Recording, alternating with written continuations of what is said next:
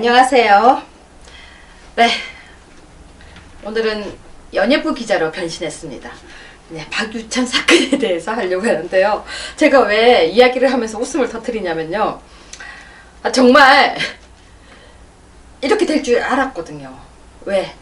이번에 박유천 사건이 무혐의가 됐는데요. 수많은 찌라시 조각이 돌아다니면서 뭐 5번째가 있다, 6번째가 있다, 뭐 등등등 이야기가 돌아다녔었습니다. 근데 4번째까지 터졌었죠. 5번째까지였나요? 화장실 시리즈였잖아요. 화장실 시리즈. 참 여러분, 귀신 이야기 어땠어요? 세상 브리핑 그 무서운 시리즈 정말 무서웠죠? 다음번에는 UFO로 둘리가 돼서 나타날 것입니다.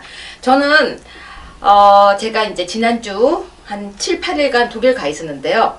독일에 이제 호텔에서 인터넷이 끊기는 과정에서 그걸 다시 돌려봤거든요.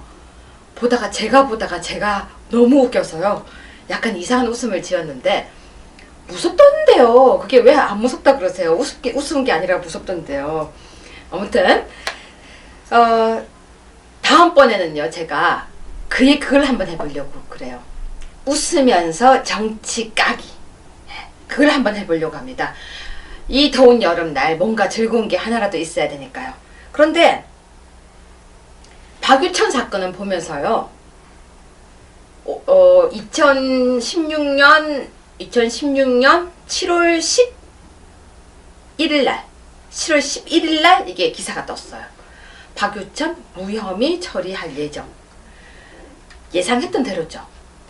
근데 무혐의 처리한다고 합시다. 근데 하나는 남아요. 뭐가 남죠? 박유천 성매매는 남아요. 성매매는 맞잖아요. 근데 왜 거기에 대한 이야기가 쏙 들어갈까요? 우리나라는 분명히 성매매 금지 국가이고 성매매를 하면 안 되거든요. 근데 박유천 성매매가 사라져버렸어요. 그 성폭력 강제성이 없었다고 인정하기 때문에 강제성이 없어서 무혐의면 성매매 어디 갔죠? 근데 아무리 다 이렇게 무혐의라고 해도요. 박유천은 이제 어떻게 해요? 우리는 박유천 하면 화장실이 떠오를 거고 화장실 하면 여자 4명이 떠오를 거고 이건 어떻게 해야 될까요? 자, 그러면 이 사건의 진실은 뭘까요? 이 여자들은 뭘까요? 왜 그랬을까요? 여러분, 여기서 우리는 두 가지를 나눠볼 수 있습니다. 박유천은 성매매를 했다.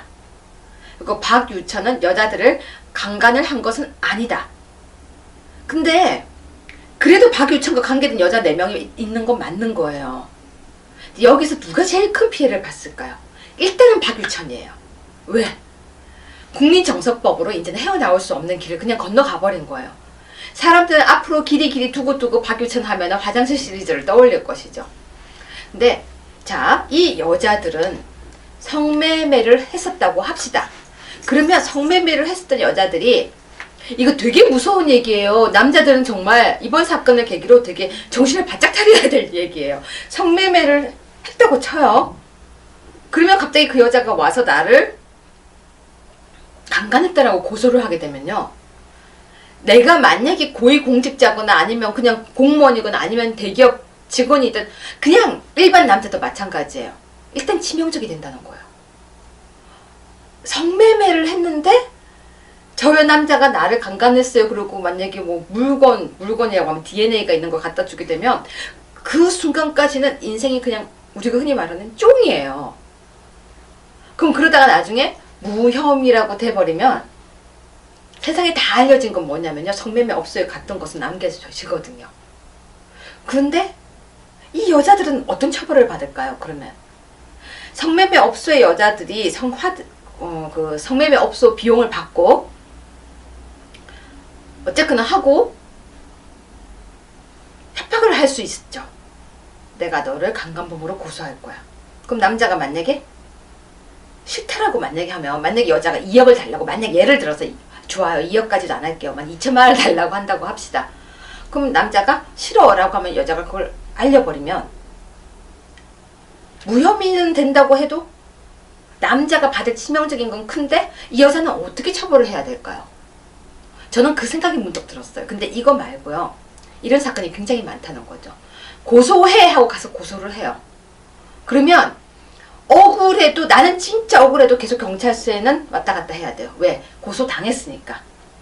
그래서 피고소인으로 왔다 갔다 계속 해야 되고, 아님을 내가 소명해야 돼요. 어쨌거나.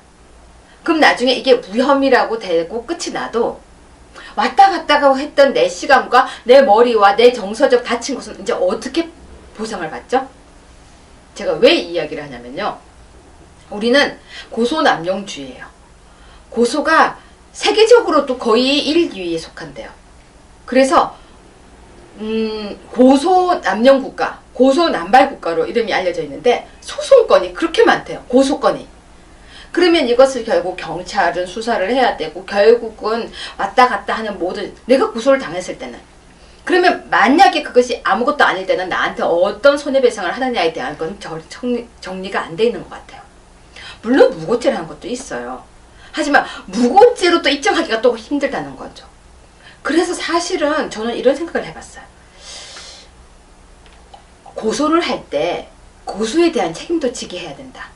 그러니까 내가 만약에 고소를 했는데 내가 홧김에 욱해서 만약에 그냥 이 사람이 정말 무혐의일 때는 나도 어느 정도 책임을 지게 하는 제도가 필요하지 않을까라는 생각을 해봤어요. 그리고 성매매업소의 여성도 강간은 당할 수 있어요. 왜냐면 성매매업소에 일해도 노라고 얘기를 할 때 남자가 해서는 안 되니까요. 근데 반대로 하나만 더 짚고 넘어가겠습니다. 성매매는 분명히 불법이거든요. 불법 업소에 종사하고 있는 사람이 지금 와서 그걸 당당하게 이야기한다는 것 자체가 안 이상하세요? 그러니까 범죄자가 온 거예요.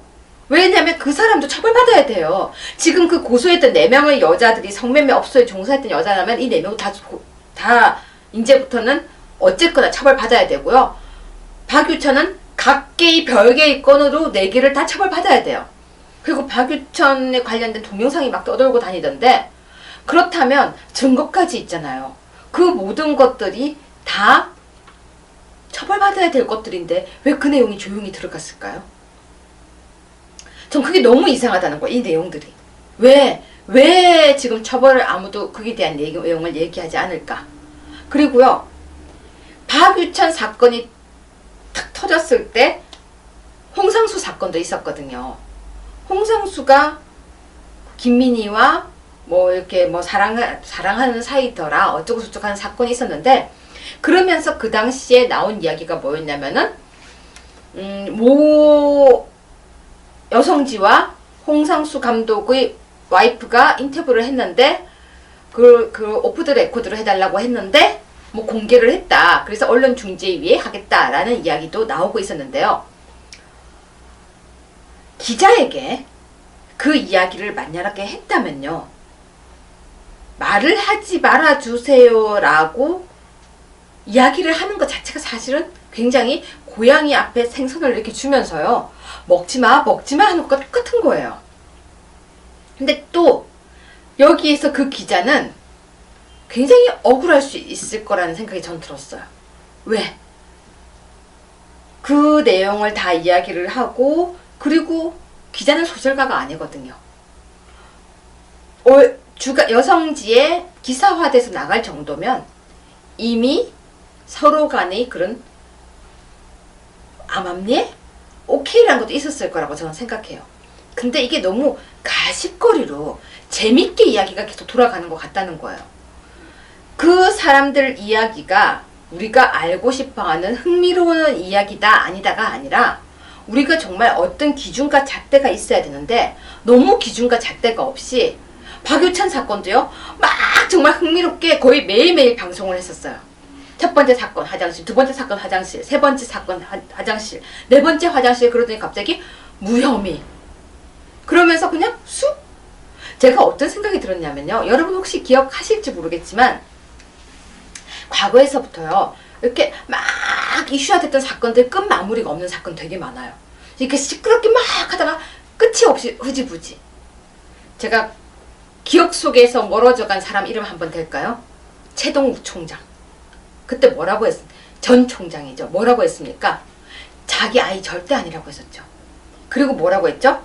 부끄러운 아빠로서 남편으로서 부끄럽지 않은 삶을 살았다라고 퇴임식에서 이야기했던 기억이 나요. 근데 나중에 결국은 또 나중에 뭐 신문사를 고소한다 무슨 고소한다 한참 했던 것 같아요. 근데 여러분 끝 기억나세요? 끝 기억 안 나시죠? 흐지부지 결국은 아들이 맞다더라로 끝나버렸어요. 근데 그 당시에는 난 절대 아니라고 했죠. 근데 아들이 맞다더라라고 끝이 났죠. 이렇게 더라. 왜 우리는 이 언론 보도가요 사건이 왁 하고 끝이 없게 끝나버릴까요? 정말로 이번에도 박유천 사건도 저는 마찬가지라고 생각해요. 책임을 좀 주병진이었던 것 같은데요. 한참 막 꽃뱀을 쪼고쪼고 막 하다가 흐지부지. 저는 진짜 흐지부지 돼서 끝이 기억이 안 나요. 그리고 주병진, 또 이병헌, 또 타블요 이름 맞나? 맞죠? 타블요 그 가수 그 타블요 무슨 허위 학력 사건. 그때 이름이 좀 이상한 거 타블요. 지금 뭔가가 좀 이상한데 알아들으세요. 지금 제가 이름이 좀 아무튼 그때도 허위 학력이라고 정말 난리가 났었어요. 어떤 사람들은요 그래서 가짜 학력이었어? 그걸로 끝나기도 해요. 진상이 기억이 안 난다는 거죠. 그러면 만약에 박유천 사건은 어떤 사람들은 이렇게 기억할걸요? 박유천 하면 세월이 지나서 박유천 화장실에서 여자 강간 4명 했대로 끝이 날걸요? 그리고 이 사건도요 걔 허위 학력이었대로 기억하는 사람들 있을걸요? 아님에도 불구하고 언론은 끝까지 보도를 해줘야 돼요. 끝이 어떻게 됐는지. 그리고 보도에 신중해야 돼요. 정말 이게 아니면 아니라고. 그리고 보도할 때도 어느 정도까지는 이게 진짜 아닐 때는 조심스럽게 보도를 해야 된다고 저는 생각해요. 제가 또 하나 더 예를 들어 드릴까요? 그 서울시향의 어떤 대표였나요? 여자 대표가 남자를 성추행했다. 그때요 모든 언론에서 다 뭐라고 했는지 아세요? 여자가 남자를 성추행했대. 그리고 난리였어요. 근데 나중에 그게 아닌 걸로 밝혀졌죠. 성추행이 아닌 걸로. 그럼에도 불구하고 어떤 사람들은요 아마 서울시향의 대표가 남자 성추행했다고 기억도 하실걸요. 전 그때 그 방송 막 할 때요 제가 뭐라고 얘기한 적이 한 번 있었냐면요, 근데 이게 만약에 아니면 굉장히 치명적입니다라고 얘기를 했었어요. 여러분 마녀사냥이란 건요 그건 정말 해서 안 되는 거예요. 진짜로 확실할 때.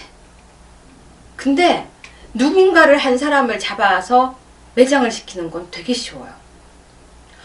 오른손잡이가 왼손 나라에 가서요 바보 되는 거 순식간이거든요. 그래서 정말로 우리는 언론에서 사냥을 할 때요 정말 조심스럽게 접근을 해야 되고 진실을 진짜 보도를 정확하게 해야 되는데, 전 이번에 박유천 무혐의 이 기사를 보면서요 이렇게 무책임할 수가, 정말 무책임하다는 생각이 들었었어요.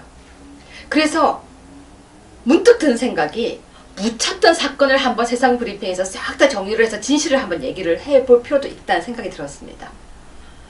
여러분 만약에요 내가 이 일을 당했다면 살 수 있을까요?